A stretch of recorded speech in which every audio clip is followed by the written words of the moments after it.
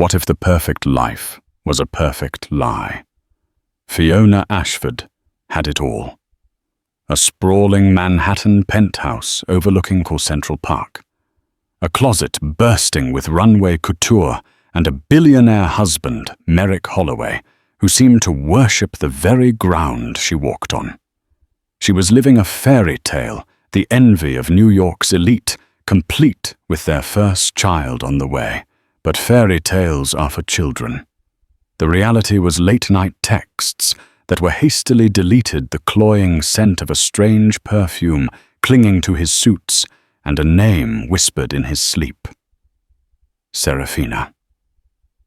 Fiona decided to stop playing the part of the perfect trusting wife. While Merrick was busy wooing his mistress, she was quietly planning her exit. He thought he had everything and everyone under his absolute control.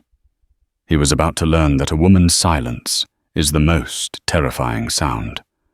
The flash of paparazzi bulbs was a familiar symphony to Fiona Ashford.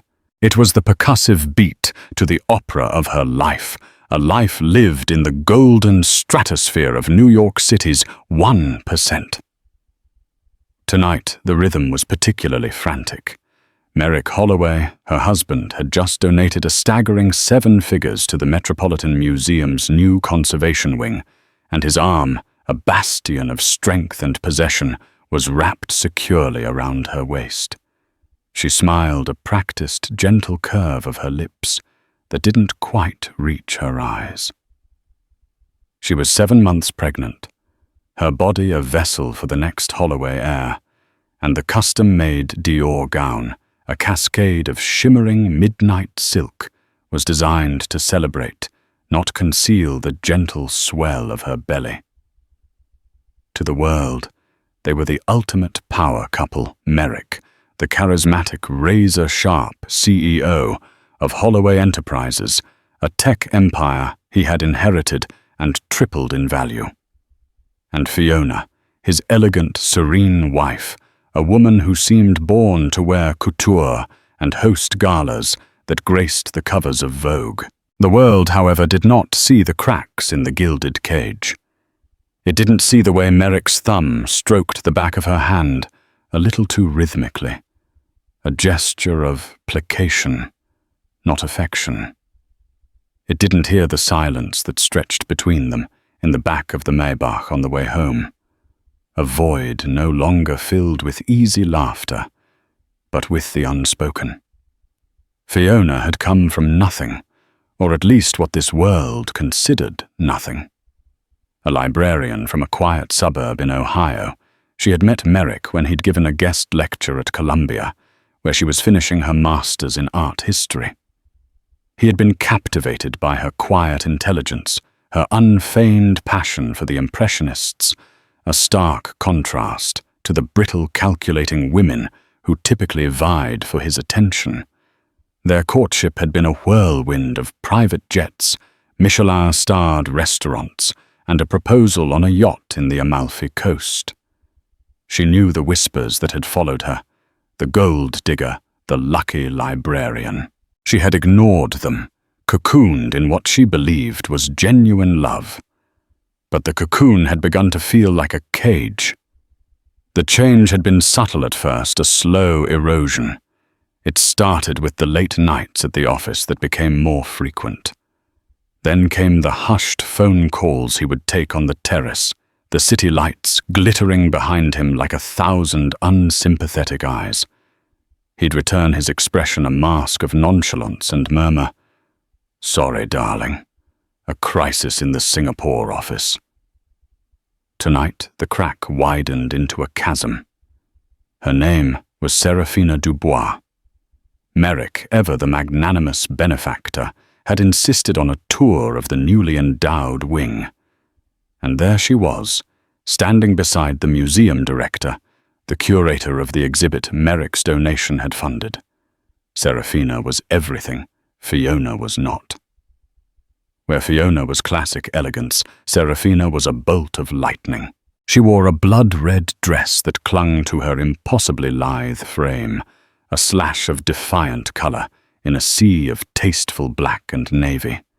Her hair was a cascade of raven curls, and her eyes, dark and knowing, held a spark of dangerous ambition. "Merrick, darling, you came." Serafina's voice was like warm honey laced with whiskey. She bypassed the museum director completely, placing her hands on Merrick's arms, a gesture of shocking familiarity. She kissed the air beside both of his cheeks, her movements sinuous and proprietary. "Serafina, you've done a magnificent job. The collection is breathtaking." Merrick said, his voice a shade warmer than it had been all evening. "I aim to please," she purred, her eyes flicking to Fiona for a fraction of a second. It wasn't a look of apology or even acknowledgement. It was a look of assessment, of victory. "And this must be the lovely Fiona," Serafina said, finally turning her full attention to her. "I've heard so much about you." The words were polite, but the tone suggested the things she'd heard weren't necessarily flattering. "It's a pleasure to meet you. The exhibit is truly special," Fiona replied, her voice even betraying none of the cold dread coiling in her stomach. Her hand rested protectively on her baby. For the next 10 minutes, Fiona watched them. It was a masterclass in betrayal. It was in the way Merrick's body angled toward Serafina's, the way he laughed at her witty, slightly risque remarks. A full-throated laugh Fiona hadn't heard in months. It was in the shared glance over a particular Rodin sculpture, a moment of silent communication so intimate it felt like a physical blow. They were speaking a language Fiona did not understand, a language of shared secrets and stolen moments. The final undeniable proof came later, back in the sterile silence of their penthouse. Merrick was in the shower, the sound of rushing water a temporary reprieve. Fiona was hanging up his tuxedo jacket when it happened, a faint, unfamiliar scent. It wasn't her perfume, a delicate Jo Malone scent he'd once claimed to adore. This was something bolder, spicier, a fragrance that smelled of confidence and sex. It was the scent of the woman in the red dress. Her heart hammered against her ribs. She felt a wave of nausea that had nothing to do with her pregnancy. She walked on trembling legs to his side of the vast, custom-made bed. His phone lay on the nightstand. For 3 years, she had never once touched his phone. It was a line she wouldn't cross, a testament to the trust she thought they shared. Tonight, she crossed it. His password was the date of their anniversary. The irony was so bitter, it tasted like acid. Her fingers shook as she navigated to his messages. The thread was right there at the top. Serafina. She clicked on it, her breath catching in her throat. Serafina. "Did your wife enjoy the show tonight? Merrick?" She was oblivious, as always. Serafina.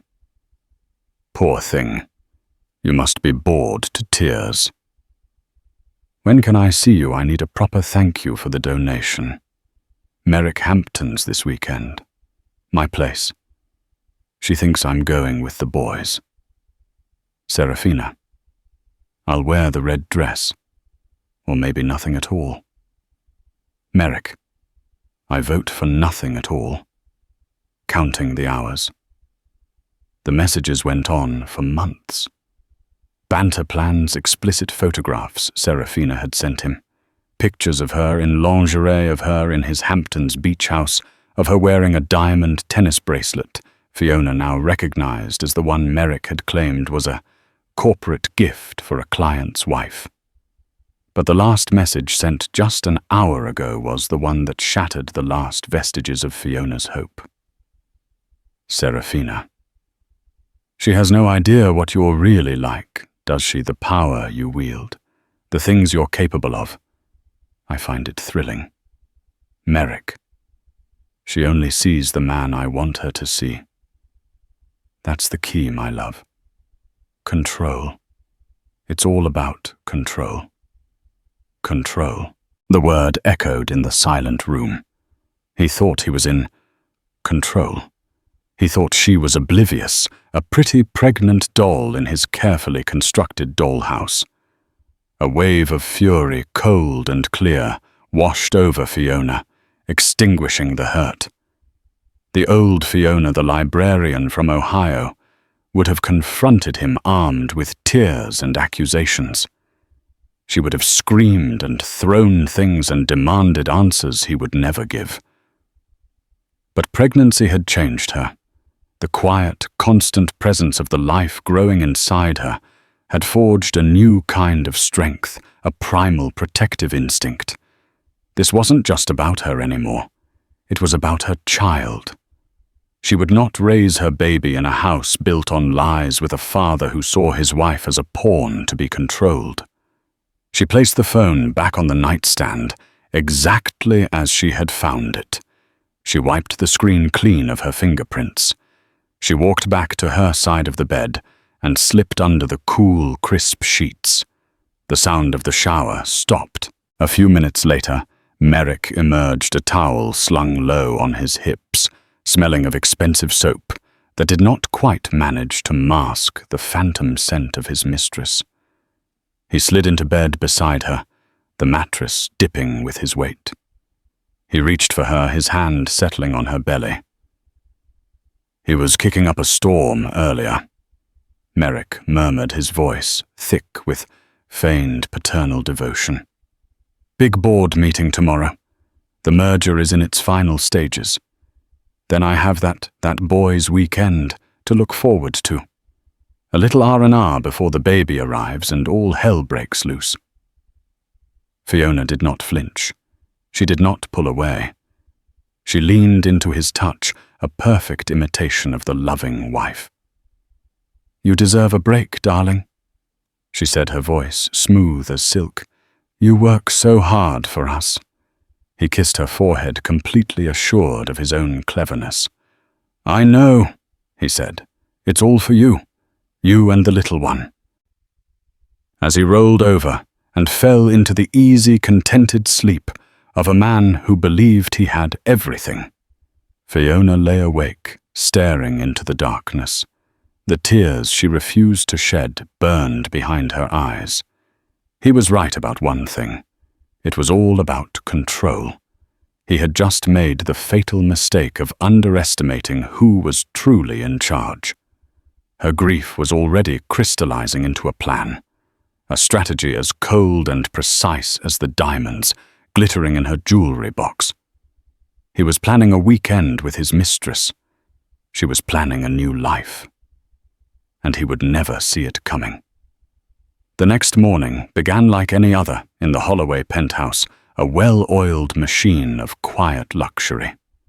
The automated blinds ascended at 7 a.m. sharp, revealing a panoramic view of Central Park, awakening in the hazy summer sun. Their housekeeper, Maria, a stout woman with a perpetually worried expression, had already laid out the breakfast service on the Marble Island green juice for Fiona, a black Americano for Merrick, fresh fruit and the day's newspapers, the Wall Street Journal and the New York Times ironed and folded. Merrick, dressed in a bespoke Tom Ford suit that cost more than Fiona's first car, exuded an air of supreme confidence. He was on the cusp of the biggest deal of his career, a multi-billion-dollar merger with a rival tech firm, Axiom Global. It was a hostile takeover he had orchestrated with predatory precision, and it would cement his legacy.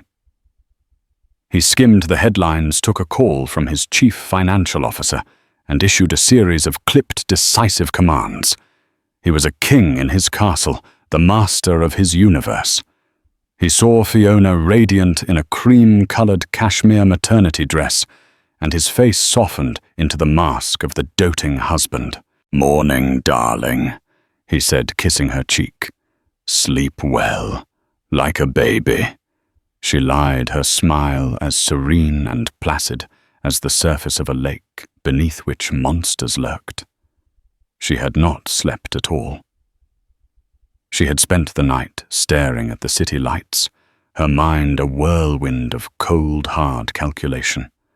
The hurt was a physical ache in her chest, but she had compartmentalized it, locked it away in a room she would deal with later. Now was the time for strategy. "Good girl," he said, patting her hand in that infuriatingly condescending way. "I have a beast of a day. Don't wait up tonight. I'll probably be late celebrating with the board after we sign the final papers." He glanced at his Patek Philippe watch. And then freedom. The Hamptons await. As soon as the penthouse door clicked shut behind him, Fiona's placid mask dissolved. The architect took over. Her first call was not to a divorce lawyer. That was too predictable. Merrick would have the best legal team money could buy on retainer, ready to crush her, to paint her as an unstable hormonal pregnant woman. No. Her first call was to a name she had filed away months ago from a quiet conversation she'd overheard at a charity luncheon for a women's shelter she secretly supported with her personal allowance. The women there, survivors of powerful, abusive men, spoke in code. They didn't recommend lawyers, they recommended problem solvers. Gavin Thorne was one such problem solver. He wasn't listed in any public directory. His firm, Thorne Security and Intelligence, operated out of a discreet office in a nondescript midtown building. He was a former military intelligence officer who now specialized in high-stakes corporate and domestic espionage for the ultra-wealthy. He was expensive, untraceable, and most importantly, ruthlessly effective. "Mr. Thorne," she said, her voice low and steady when he answered on the first ring. "My name is Fiona. I was given your number by a mutual acquaintance, Eleanor.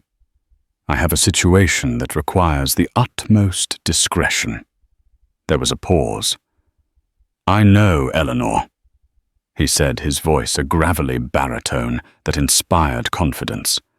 "How can I help you, Fiona?"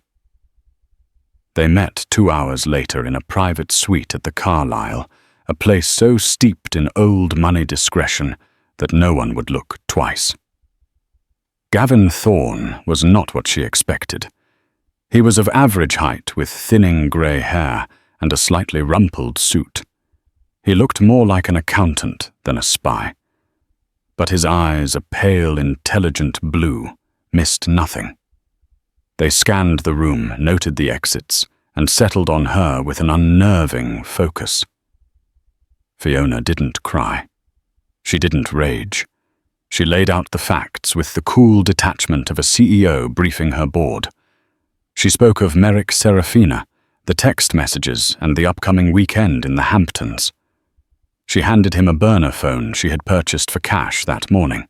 "I don't just want confirmation of the affair, Mr. Thorne," she stated, her hands clasped over her baby bump. "I have that. I want a complete profile on Serafina Dubois, her financials, her connections, her history. I want to know what her end game is. Women like her don't just want a rich boyfriend. They want a kingdom. I also want a full accounting of my husband's assets, specifically anything held in offshore accounts or through shell corporations that a standard divorce attorney might miss." Gavin listened, taking no notes, his gaze never leaving her face. "This is more than a divorce proceeding," he observed. "This is an exit strategy. My husband is a man who believes in control." Fiona replied, her voice dropping to a near whisper. "He will try to destroy me. He will try to take my child.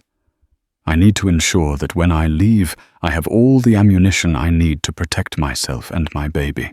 I want him to know that if he comes after me, I have the power to enact a policy of mutually assured destruction." Gavin allowed a small, almost imperceptible smile. "Mrs. Holloway," he said the first time he had used her married name, I believe we can work together." The next 48 hours were a blur of clandestine activity. While Merrick was celebrating his merger, clinking champagne glasses with his board and sending flirtatious texts to Serafina, Fiona was methodically dismantling the life he had built for her. Guided by Thorne's encrypted emails, she began the silent exodus of her own assets. She had been smarter than Merrick ever gave her credit for. Over the past 3 years, she had quietly invested the generous allowance he provided, guided by her own research into the art market she knew so well.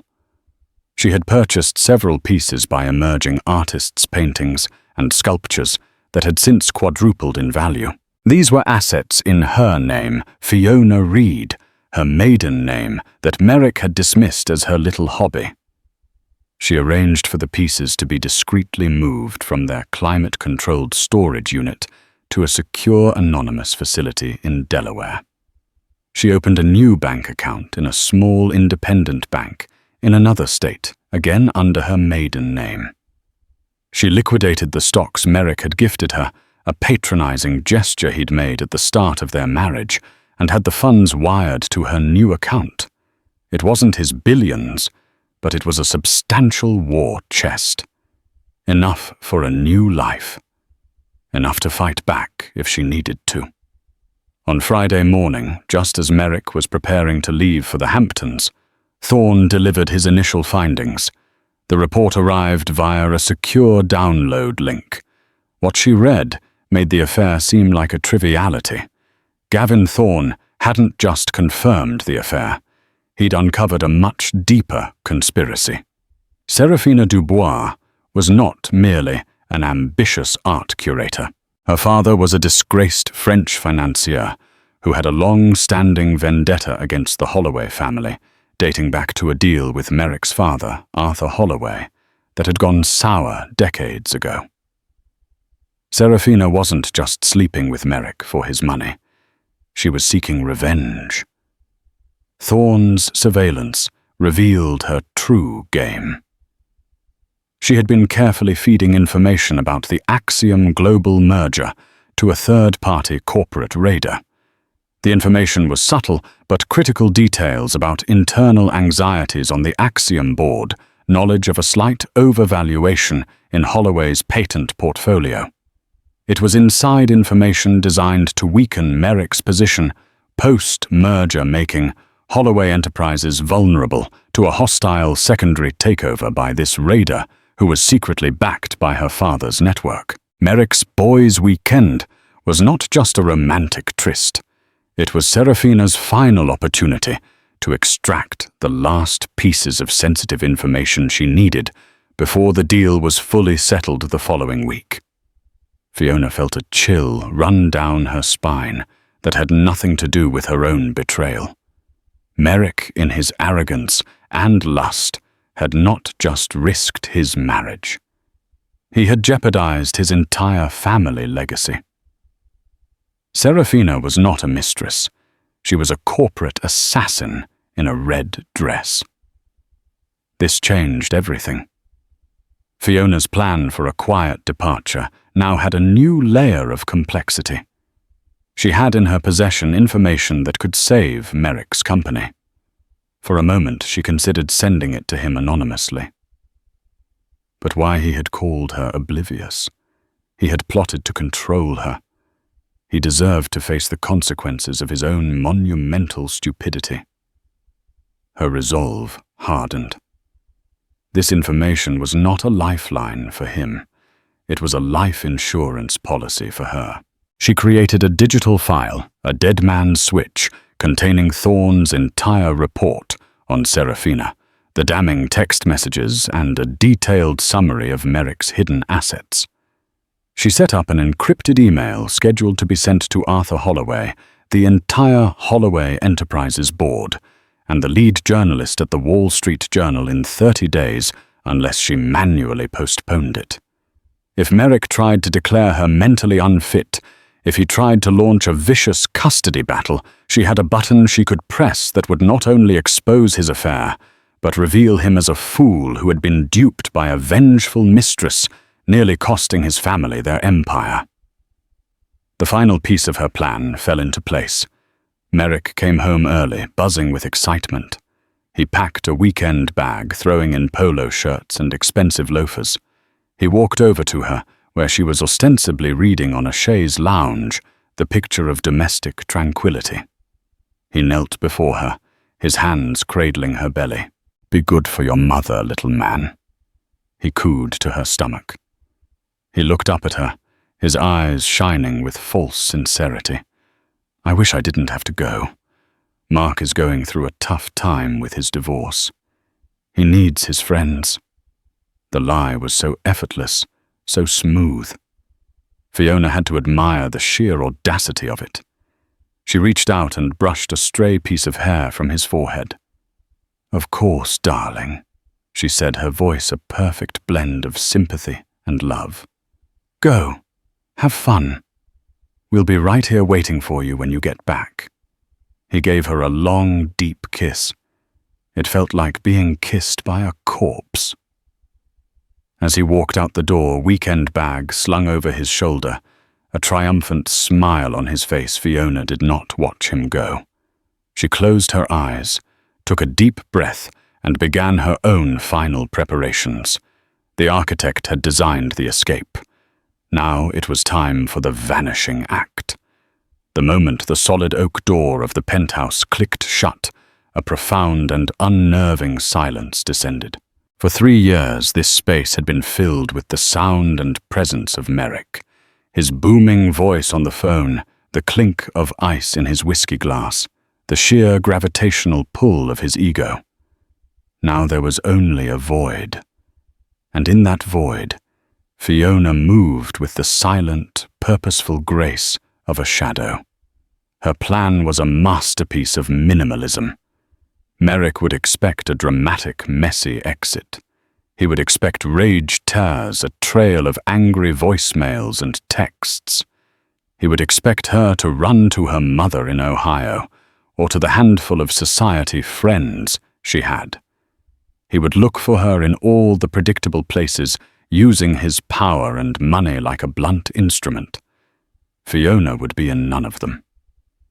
She had a single medium-sized suitcase, a sturdy anonymous brand purchased from a department store with cash. Into it went not the Chanel jackets or the Jimmy Choo shoes. She packed 3 simple maternity dresses, comfortable flat shoes, a collection of prenatal vitamins, and the worn, dog-eared copy of Pride and Prejudice she'd owned since she was 16.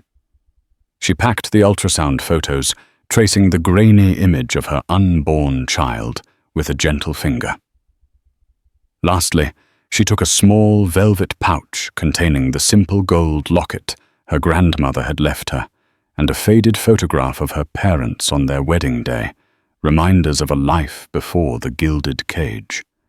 She moved through the vast, opulent rooms like a ghost, a silent observer of a life that no longer felt like her own.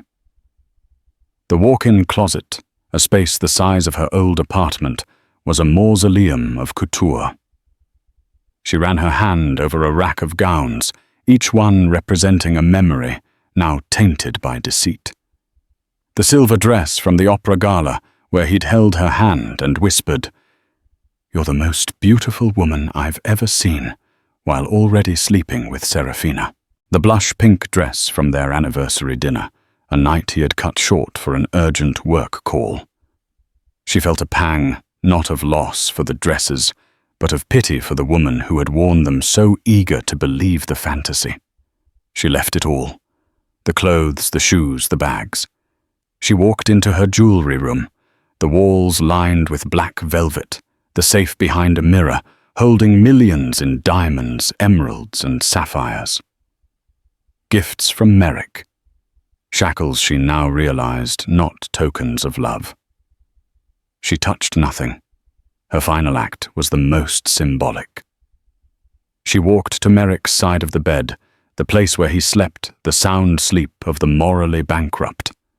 On his pillow, she placed a small, elegant navy blue box with the word Cartier, stamped in gold. He would recognize it instantly. It was the box that had held the diamond tennis bracelet he had bought for Serafina. He would expect to find an angry note inside. But Fiona's weapon was silence. She opened the box and placed her wedding ring inside the flawless 8-carat cushion-cut diamond that had been featured in magazines, a symbol of their fairy tale union. She closed the lid. There was no note, no explanation. Just the ring in the mistress's box. The message was surgical in its precision, I know. And your ring is worth as much to me as the box you bought her bracelet in. At precisely 4:15 p.m., a black car service, booked under a false name by Gavin Thorne and paid for in cash, pulled up to a service entrance at the rear of the building. Fiona, wearing a simple black dress, a wide-brimmed hat and sunglasses, slipped out unnoticed by the doorman, accustomed to her glamorous comings and goings. As the car pulled away from the curb, she took one last look at the gleaming glass tower that had been her prison. She felt a surprising lack of emotion. No sadness, no anger, just a quiet, steely resolve. She took the burner phone from her purse, opened it, and sent a single, pre-written text message to Gavin Thorne. The package is in transit.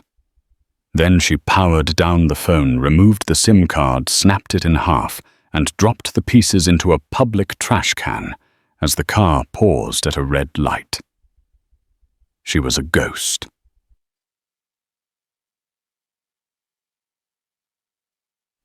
Merrick Holloway felt like the king of the world. The Hamptons' air was thick with the scent of salt and money. The weekend was unfolding exactly as planned. He had spent Saturday afternoon on his yacht, the Serenity, with a magnum of champagne, and Serafina draped across the deck, her lithe body glistening in the sun. She was intoxicating, a thrill ride of passion and danger that made his stable life with Fiona feel beige in comparison. He felt a fleeting, minuscule pang of guilt when he thought of his pregnant wife back in the city. But he quickly suppressed it. This was what men like him did. They had it all. The respectable, beautiful wife and the thrilling, fiery mistress. It was a perk of the job, a testament to his power. Fiona was safe, comfortable, and would never know. She was too sweet, too trusting. The thought was both comforting and, if he were honest with himself, a little boring. He drove back to the city on Sunday evening, feeling thoroughly satisfied, his mind already shifting back to business.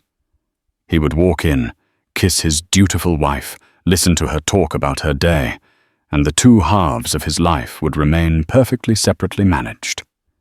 He strode into the penthouse just after 9 p.m., dropping his keys into the crystal bowl by the door. "Honey, I'm home," he called out the words, feeling theatrical and absurd in the sudden heavy silence. Usually he would hear her moving in the bedroom or the soft sounds of the television. Tonight, nothing. The air was still sterile. "Fiona," he called again, a flicker of irritation replacing his good mood. Had she gone to bed already? He walked through the living room and into their master suite. The room was dark, the curtains drawn. He flicked on the lights. The bed was perfectly made, pristine, and sitting directly in the center of his pillow was the small navy blue Cartier box.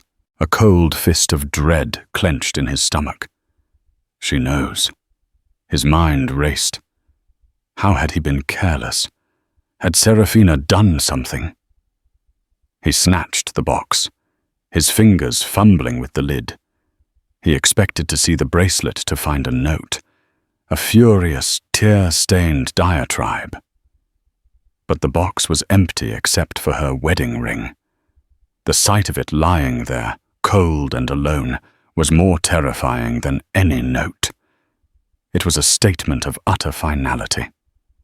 The silence was the message. He spun around, his heart hammering against his ribs. "Fiona!" He roared, his voice echoing in the cavernous space. He tore through the penthouse.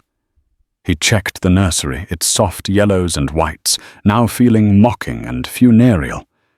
He ran to her closet. He stopped dead in the doorway. Everything was there.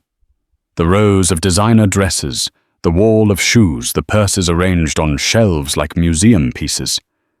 Nothing was gone. It was as if she had simply evaporated. Panic, a raw, unfamiliar emotion for a man always in control, began to claw at his throat.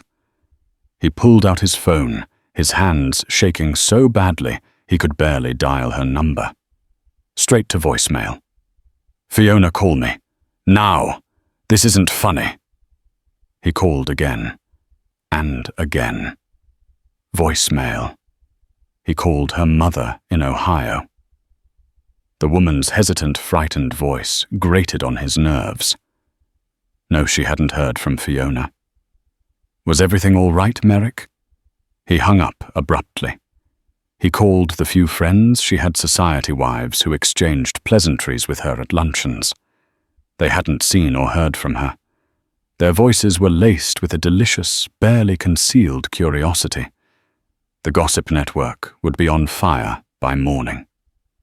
He stumbled back into the bedroom, his mind refusing to process the reality of the situation.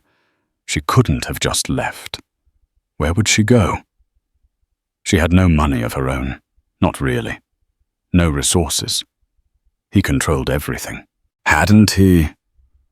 His eyes fell upon the building's internal security hub, a tablet on his nightstand that controlled everything from the lights to the cameras. With trembling fingers, he accessed the security logs. He scrolled back through the footage. And then he saw it. Friday, 4:15 p.m. Fiona. She was walking out of the service entrance. She wore a simple dress he didn't recognize and a wide-brimmed hat that obscured her face. She carried a single, unremarkable suitcase. She walked with a calm, unhurried gait. Just before she stepped into the waiting car, she paused and looked directly up at the security camera. The angle was grainy, but he could see her face. There were no tears. Her expression was one he had never seen before. It was not sadness. It was not anger. It was a look of absolute, chilling resolve. He finally understood. She hadn't run away in a fit of pique. This was a planned, calculated extraction. She hadn't just left him. She had escaped him, and the man who prided himself on controlling every aspect of his world had no idea where she was. He was holding a box containing a ring that symbolized a life he had just destroyed, and the silence she had left behind was the loudest, most terrifying sound he had ever heard. The panic was no longer a flicker. It was a raging inferno, and it was just beginning. For Merrick Holloway, the weekend's end did not bring relief, but the beginning of a suffocating private hell. The first 72 hours of Fiona's absence were a masterclass in the unraveling of a man who believed himself impervious to chaos. The silence in the penthouse was no longer a simple absence of sound. It was a living entity, a thick, cloying presence that clung to the marble floors and floor-to-ceiling windows. It mocked him from the perfectly plumped cushions on the sofa, where she used to read, from the empty space at the breakfast bar, where her green juice should have been. It was the sound of his control evaporating into thin air. Sleep became a foreign concept. He'd pace the vast, darkened living room, the city lights glittering below like a galaxy of indifferent stars. His mind, a frantic hamster wheel of questions. Where was she? How could she have done this? The image of her face on the security footage, that look of calm, steely resolve, was burned onto the inside of his eyelids. It was the face of a stranger, a woman he had lived with for 3 years, but had never truly known. His first instinct, the reflex of a lifetime spent solving problems with a checkbook, was to throw his immense power at the situation. On Monday morning, haggard and running on fumes and fury, he bypassed the police. A missing persons report on the pregnant Mrs. Merrick Holloway would ignite a media firestorm that would make the Axiom merger look like a footnote. Instead, he summoned the directors of Blackwood Global, a private security firm, whose name was whispered in only the most exclusive circles. They were ex-Mossad, ex-CIA corporate mercenaries who could find a ghost in a fog bank for the right price. "I want her found," he snarled, pacing in front of the two men in his office, their stillness a stark contrast to his frantic energy. "Her name is Fiona Holloway. She's 7 months pregnant. She's emotionally fragile, prone to hysterics, pregnancy hormones, you understand." The lie felt slick and greasy in his mouth, a desperate attempt to paint a narrative he could control. He needed to believe she was the weak one, the one who had broken, not the one who had so decisively broken him. The lead director, a man named Kalen with eyes as cold and grey as a winter sea, simply nodded. "We will be discreet. Do you have a recent photograph?" Merrick swiped through his phone, past dozens of pictures of Serafina, before landing on a photo from their last anniversary. Fiona was smiling, but he saw it now. The slight tension in her eyes, the practiced curve of her lips. It was the smile of a woman already planning her escape. "Find her," he repeated, his voice cracking with an emotion he refused to name. "I don't care what it costs." He instructed his lead attorney, the notoriously ruthless Marcus Thorne, to begin preparing for the inevitable. "When we find her," Merrick commanded, "we need to be ready. Build the case. She's had a mental breakdown, abandoned her husband and unborn child. We frame this as a tragic but necessary intervention. We need to establish that she's an unfit mother. For the baby's sake." He was already building the cage he would put her in upon her return, never once considering that she might have built her own fortress.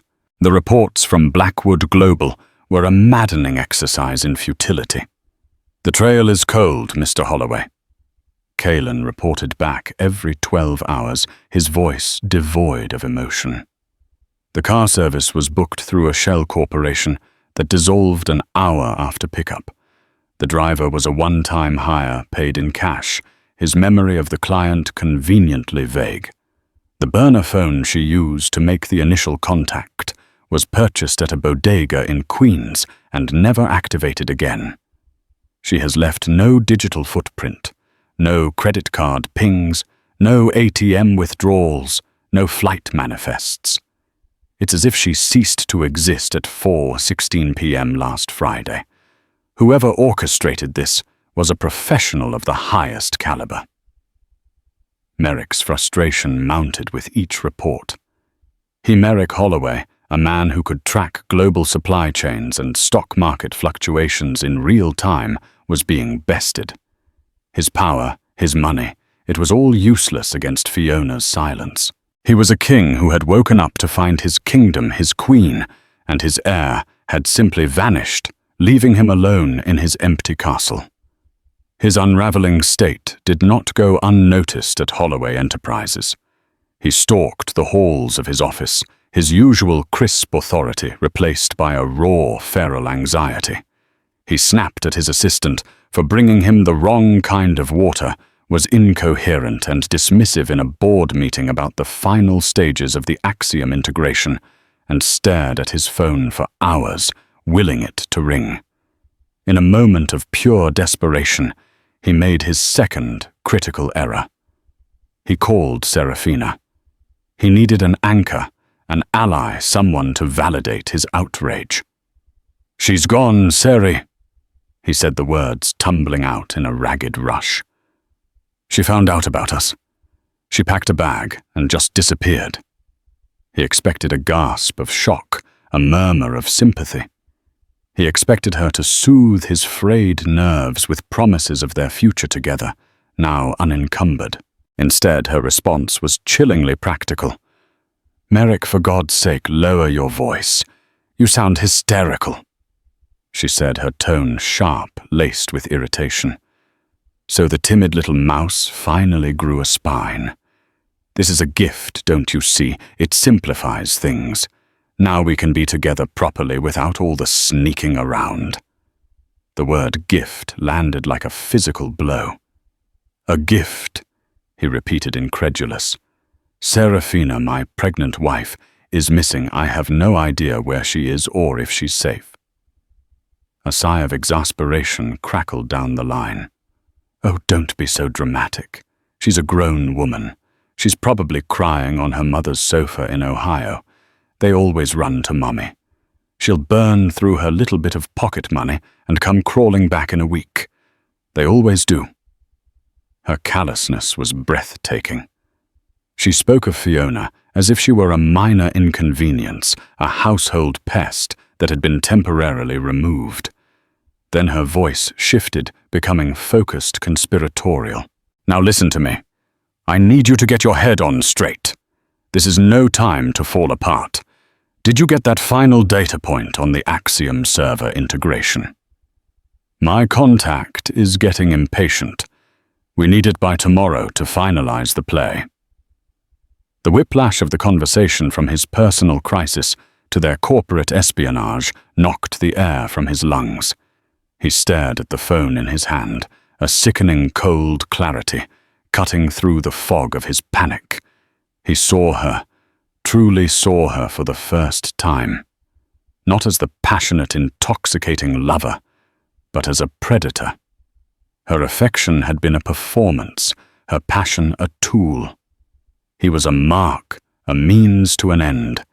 His family's legacy the prize in a game he hadn't even known he was playing. He had risked everything. His marriage, his child, his empire for this. The thrill of their affair curdled into the bitter metallic taste of profound shame. He hung up without another word. That evening, the final devastating act of his personal tragedy began. A curt summons from his father's secretary. "Mr. Arthur Holloway expects you for dinner. 7 o'clock. Greenwich. Do not be late." The hour-long drive to the family estate in Connecticut felt like a journey to his own execution. He dreaded facing his father, a man forged from granite and sheer willpower who had built Holloway Enterprises from nothing. Arthur Holloway despised two things above all others: public scandal and private incompetence. Merrick knew with a certainty that settled like a stone in his gut that he was about to be found guilty of both in the highest degree. He was shown not to the dining room, but to the study, a cavernous chamber of dark wood, worn leather, and the palpable weight of dynastic power. Arthur stood by the massive stone fireplace, a glass of Macallan in his hand. He wasn't alone. Marcus Thorne, Merrick's own lawyer, stood near the window, his expression funereal. "Your wife's attorney contacted my office this afternoon," Arthur said, his voice deceptively calm, the quiet tone he used before an eruption. He gestured with his glass toward a single sheet of paper lying on his vast mahogany desk. A preliminary separation notice. Very professional. Cites irreconcilable differences, with a footnote mentioning infidelity. Merrick's blood ran cold. "She has a lawyer already." Arthur let out a short, brutal laugh. "Oh, she has more than a lawyer, you monumental fool." He spat his composure, finally cracking his eyes, blazing with a fury that seemed to suck the oxygen from the room. "She has Gavin Thorne."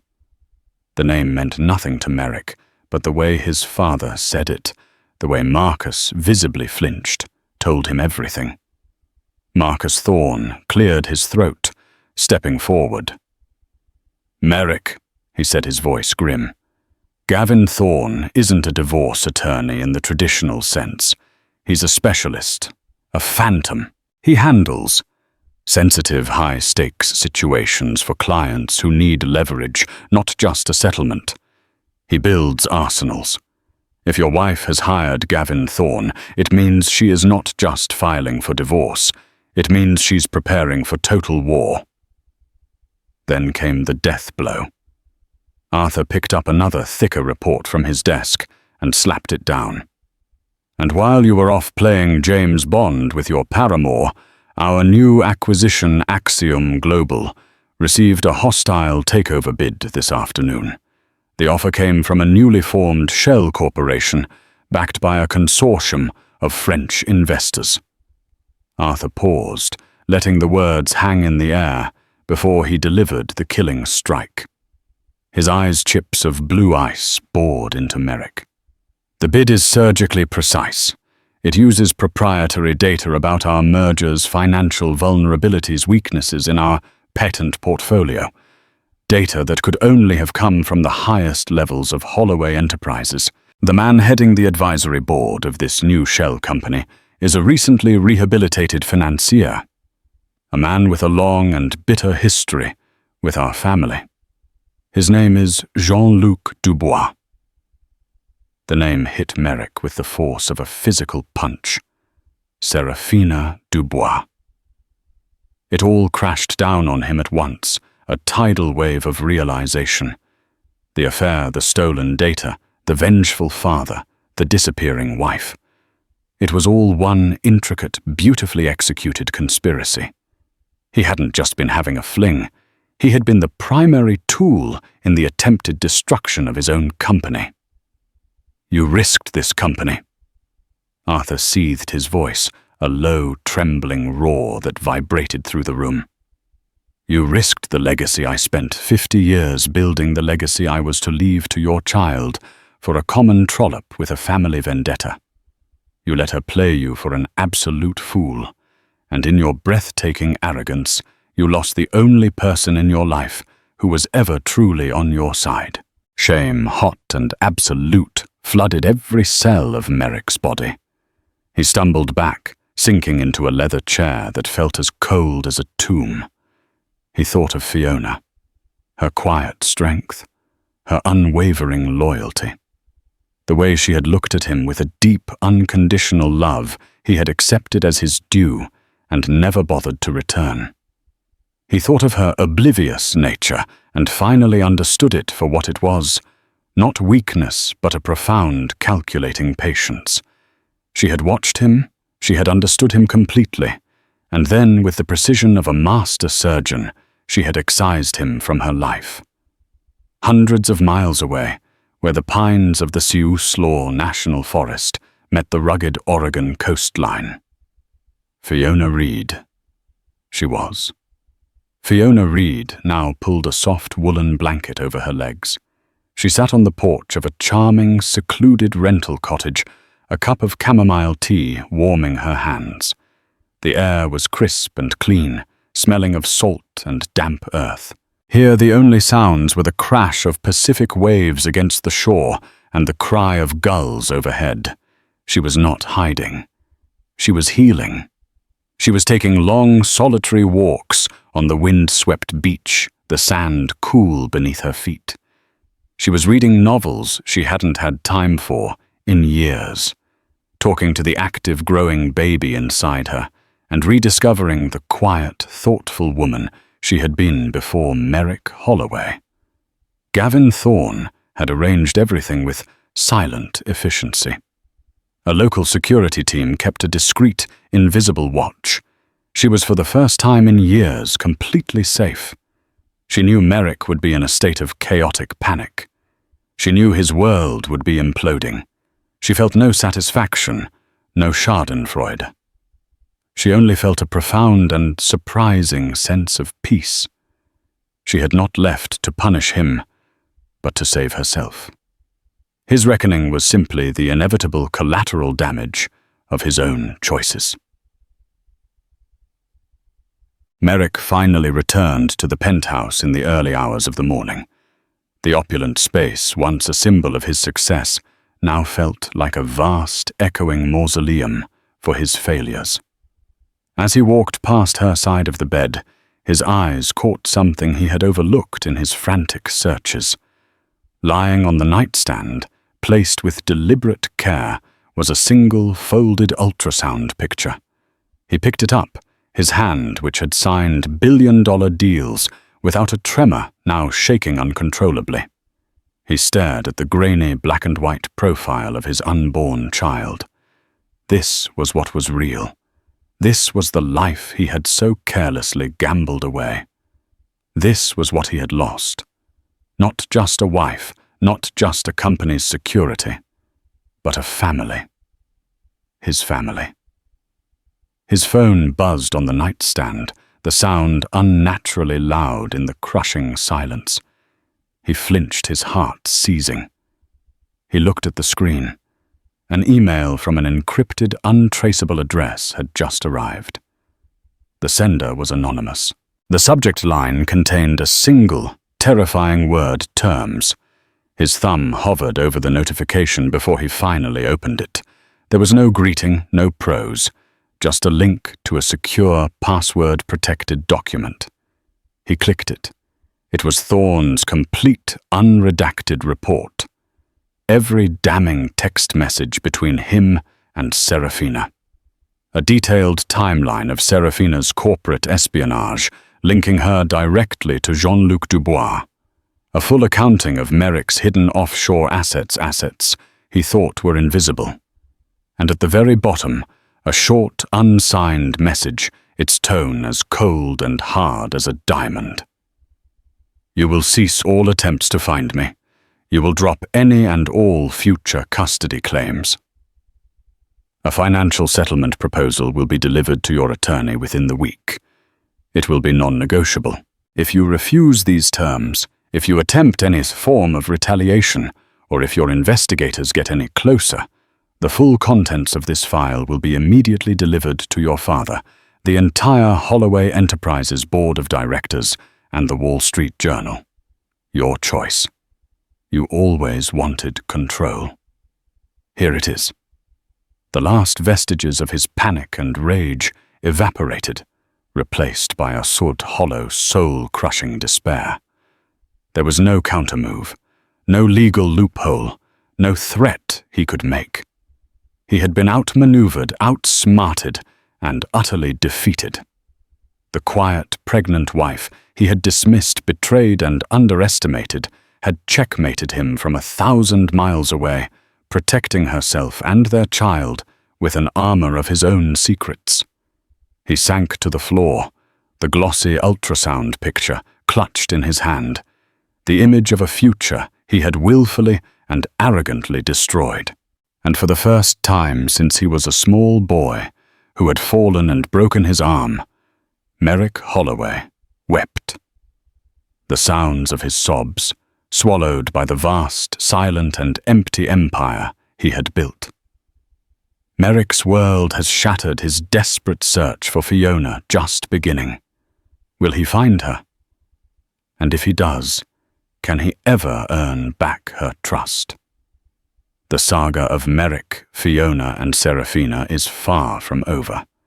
New secrets are waiting to be exposed, and the consequences of their actions will ripple through their lives in ways they can't even imagine. What do you think Fiona should do next? Should she forgive him or build a new life for herself and her baby far from his influence? Let us know your thoughts in the comments below. If you were hooked by this story of love betrayal and a woman's quiet strength, don't forget to like this video, share it with someone who loves a good drama, and subscribe to our channel for the next explosive chapter. Turn on notifications so you don't miss what happens next.